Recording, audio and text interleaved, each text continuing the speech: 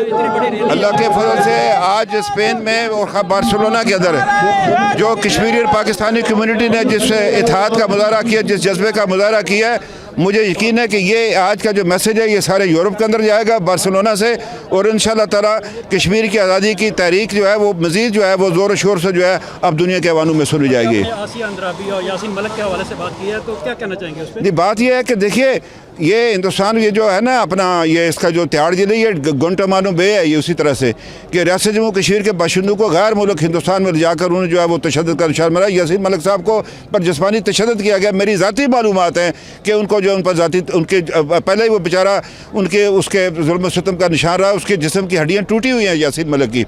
इसी तरह शबीर शाह साहब को गिरफ़्तार किया, हमारी बहन बेटी आसिया अंद्राबी को गिरफ़्तार करके रखा हुआ उन्होंने।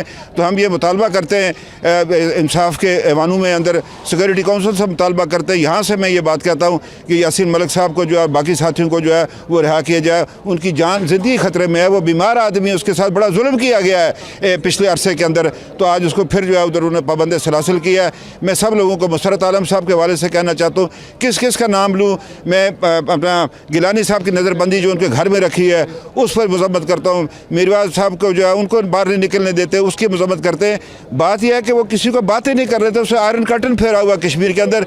अब ये यूरोप की जिम्मेदारी है, EU की जिम्मेदारी है कि वो जाकर उस आयरन कर्टन को तोड़ें, जो अंदर जाकर कश्मीर में देखें कि क्या सूरत हाल है। सर, कश्मीर आज़ादी तहरीक को कभी ऊपर जाती है, कभी नीचे चली जाती है, कभी खामोशी छा जाती है, तो इस हवाले से क्या पॉलिसी में कोई तब्दीली आ जाती है? ऐसा नहीं है जी कि 1 अरब 20 करोड़ के मुल्क के साथ चंद लाख लोगों का मुकाबला है।